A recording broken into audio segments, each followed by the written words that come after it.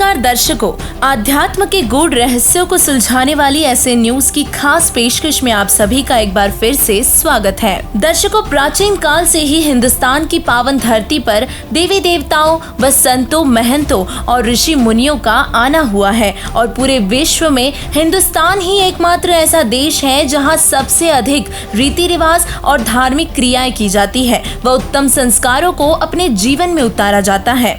सभी धर्मों के सद्ग्रंथ, पवित्र चारों वेद, भगवत गीता, पुराण व उपनिषद, पवित्र कुरान शरीफ, बाइबल और गुरु ग्रंथ साहिब आदि के आधार से धर्म की प्रवृत्ति होती रही है। समय समय पर अवतारों व संतों ने पृथ्वी पर आकर लोगों के दिलों में भगवान के प्रति आस्था व विश्वास दृढ़ किया है, जिसके चलते समाज के लोग भिन्न भिन्न प्रकार की धार्मिक क्रियाएं करके प्रभु को प्रसन्न करने के लाखों प्रयत्न कर रहे हैं, ताकि प्रभु की कृपा की दृष्टि उन सब पर पड़ सके और उनका जीवन धन्य हो सके। ऐसे ही लगातार 9 दिनों तक चलने वाली नवरात्रों की एक धार्मिक क्रिया या ये कहें कि एक धार्मिक अनुष्ठान है, जिसे हिंदू धर्म के लोग एक पर्व की तरह मनाते हैं। तो चलिए दर्शकों, सद्ग्रंथों के आधार से समाज में प्रचलित पूजाओं को तोलने की इस कड़ी में आज बात करते हैं नवरात्रों की। दर्शकों, हिंदू धर्म में नवरात्रि का पर्व वर्ष में 2 बार मनाया जाने वाला त्योहार है, जिसमें 9 दिनों तक देवी दुर्गा की पूजा की जाती है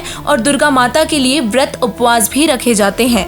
हिंदू धर्म के धर्मगुरुओं का कहना है कि नवरात्रि के 9 दिनों तक व्रत रखने से देवी दुर्गा अपने भक्तों से प्रसन्न होती है और अपने प्रिय भक्तों को दर्शन देती है और उनके सारे दुख भी हरण करती है। देवी जी के बहुत से भक्त सुखी जीवन जी रहे हैं, परंतु वहीं दूसरी तरफ बहुत से अथाह दुख से भी जीवन व्यतीत कर रहे हैं। ऐसे में उनकी देवी पर दृढ़ निष्ठा भी कम होने लगी है और वे आस्तिक से नास्तिक होने की कगार पर हैं। जो लोग सुखी जीवन जी रहे हैं, वे देवी दुर्गा को अपना सब कुछ मानकर उनकी पूजा और भी दृढ़ता से करते हैं। असमंजस की बात तो ये है कि देवी दुर्गा के सुखी भक्त भी हैं और दुखी भक्त भी हैं। ऐसे ही हर धर्म, पंथ और मजहब में है, जहाँ बहुत से लोग सुखी भी हैं और बहुत से दुखी भी हैं। जो सुखी है वो जिस पंथ से जुड़े हैं उन्हें ही श्रेष्ठ मान लेते हैं और जो दुखी हैं वो जगह जगह अपने दुख निवारण के लिए जाते हैं और जब कहीं कुछ नहीं होता तो थक हार कर नास्तिक हो जाते हैं। भगवान पर विश्वास नहीं रहता और भगवान का नाम लेने से भी कतराने लगते हैं। ऐसे में स्वयं परमात्मा पृथ्वी पर आते हैं या अपनी खास आत्मा को संत रूप में इस पृथ्वी पर भेजते हैं और सद्ज्ञान का प्रचार करवाकर वह अपने अनुयायियों को बेहिसाब लाभ देकर जनता का प्रभु पर विश्वास बनाते हैं। नवरात्रों पर 9 दिनों तक देवी दुर्गा की पूजा करना और उनके लिए व्रत उपवास रखना इस पर्व की मुख्य क्रिया है।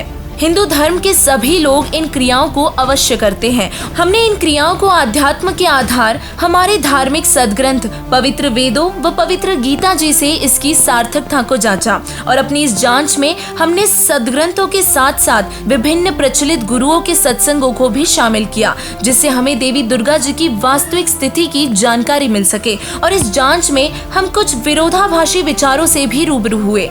एक तरफ ब्रह्म ऋषि कुमार स्वामी जी व शक्ति पुत्र जैसे गुरुओं के विचार थे, जो देवी दुर्गा को परम शक्ति व इष्ट रूप में पूज्य बता रहे थे, तो वहीं दूसरी तरफ दुर्गा पुराण से देवी दुर्गा जी के विचारों को जनता के सामने लाने वाले संत रामपाल जी महाराज जी के सत्संग प्रवचन थे, जो देवी दुर्गा को पूज्य ना बताकर देवी दुर्गा के विचारों व उनकी वास्तविक स्थिति को सद्ग्रंथों से प्रमाणित करते हुए जनता के सामने रख रहे थे और उन्हीं प्रमाणों को आधार बनाते हुए देवी दुर्गा माँ की इस तरीके से पूजा करने को आध्यात्मिक अज्ञानता बतला रहे थे। प्रथम तो हमें भी यकीन नहीं हो रहा था कि देवी दुर्गा की वास्तविक स्थिति क्या है, उनकी उत्पत्ति कैसे हुई, परंतु जब प्रमाण देखे और उनका अपने सद्ग्रंथों से मिलान किया, तब हम भी उतने ही अचंभित हो गए जितना कि आप अभी होने वाले हैं। संत रामपाल जी महाराज जी ने श्रीमद् देवी भागवत महापुराण से स्पष्ट करके दिखाया कि देवी दुर्गा अपनी पूजा के विषय में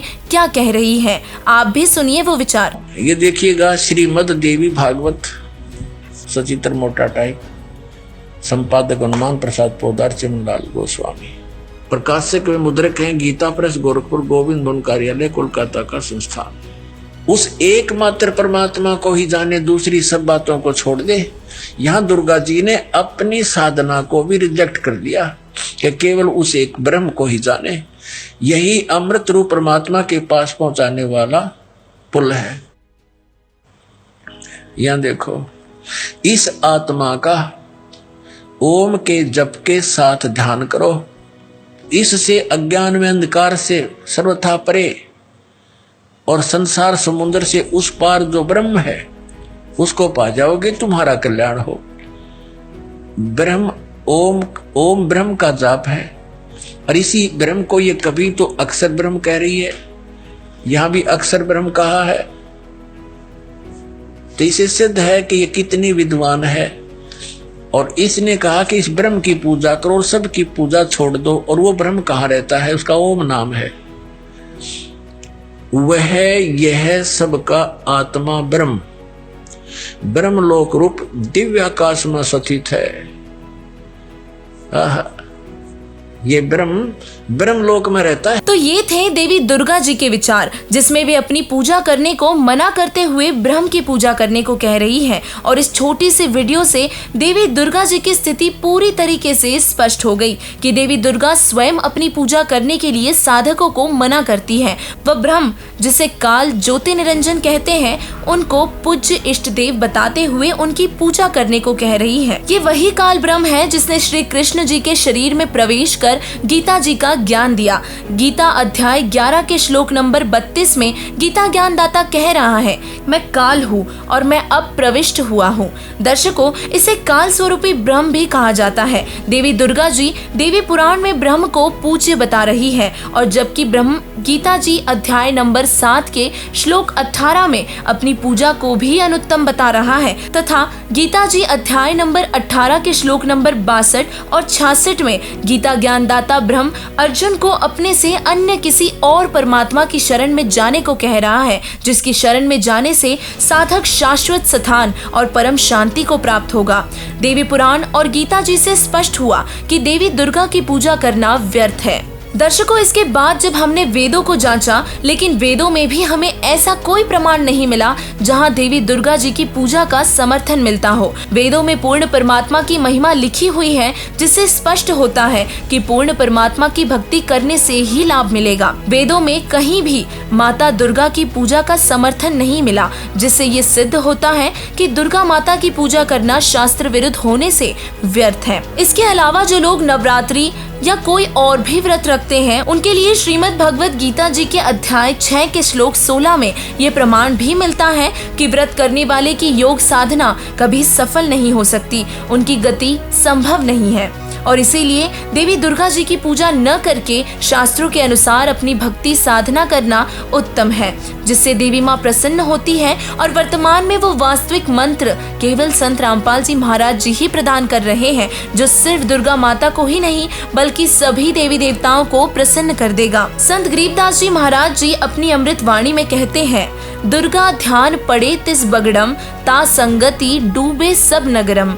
कहते हैं जहाँ देवी दुर्गा का जागरण होता है, उसकी संगत में पूरा नगर डूब जाता है। देखा देखी धीरे धीरे अपने घरों पर जागरण आदि कराते हैं और सभी दुर्गा जी की शास्त्र विरुद्ध पूजा में आरूढ़ हो जाते हैं, जिससे उनका मोक्ष नहीं हो पाता। दुर्गा ध्यान पड़े जिस बगड़म, ता संगति डूबे सब नगरम। जैसे किसी के घर पर ये दुर्गा का जागरण होना, तो पड़ोसी और भी जिसका थोड़ा सा ब्यो तो उन्होंने क्या करे, ए जी हमारा भी कर दियो तड़के, हमारा भी रख दो, हम भी एक जागरण करवाएंगे। क्यों देखा देखी हम करते ही हैं, भगवान का ज्ञान तो हमें है ही नहीं। और उठ के सुरीली आवाज और बड़े गाने बजाने और सब तरह के अट्रैक्शन होता है। अब वहाँ क्या था, एक बार इस दास को भी अवसर मिला एक जागरण की थोड़ी सी झलक देखने का। जब नाम ले लिया था, ज्ञान हो गया था। एक भक्त हमारा, तो थोड़े से भगते उसके घर पे गया हुआ था शाम को।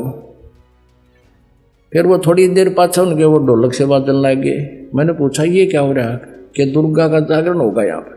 हम दोनों चल पड़े, पैदल आ रहे थे, तो देखा उसके साथ में टेंट ला रखे घर के आंगन में, और वहाँ दुर्गा का वो जागरण शुरू हो रहा। अब एक स्पेशल बुला रखा वहाँ जागरण करने वाला जो गायक, और उसका अलग से एक रेजिडेंस टेंट में बना रखा, गर्मियों के दिन थे। तो वहाँ शुरू कर रखे, सारे बोलो जय माता दी, अगले बोलो जय माता दी, पिछले बोलो जय माता दी। मैं नहीं सुनिया जय माता दी। वो तो एक बहनों कहते मैं नहीं सुनिया, सारे जोर तो बोलो जय माता दी। अब वो न्यू करता करता सारे बोलो जय माता, वो टेंट में खिसक गया। और वो मेरा साथी ने बोला आज दिखाऊंगा आपको इस, वो टेंट हटा लिया हमने बाहर से, थोड़े से नु देखने लगे। वो पहले तो उसको देख रहे थे, वो गाने गाओ, तो फिर इधर गया तो फिर दूसरी वो कनात के सारा के देखे क्या करे। उसने वहाँ पौवा निकाला एक आधा बोतल उसका शराब का, दराज मत है, और वहाँ कैंपा खोली, गिलास में दोनों डाले और गट दही कर कहने बोला पी के। मैं नहीं सुनिया, इतने कड़े सुनेगा लाली गुटी, मैं नहीं सुनिया, सारे बोलो तेरा गजब भैया। अब परमात्मा कहते हैं दुर्गा ध्यान पड़े तिस बगड़म, ता संगति डूबे सब नगरम। प्रिय दर्शकों, आज के अंक में हमने पाया कि देवी दुर्गा जी की पूजा, नवरात्रि आदि के लिए ना तो हमारे धार्मिक सदग्रंथों से कोई समर्थन मिलता है व ना ही परमात्मा प्राप्त संतों की वाणियों से। और देवी पुराण में भी देवी दुर्गा अपनी पूजा करने को मना कर रही है, तो फिर नवरात्रि आदि करना अपना मानव जीवन बर्बाद करना ही है। अतः आप सभी से करबद्ध प्रार्थना है कि वास्तविक पूजा की जानकारी प्राप्त करने व शास्त्र अनुसार भक्ति की जानकारी पाने के लिए पूर्ण गुरु जगत गुरु तत्वदर्शी संत रामपाल जी महाराज जी के सत्संग अवश्य सुने व उन पर अमल करके अपना जीवन धन्य करें।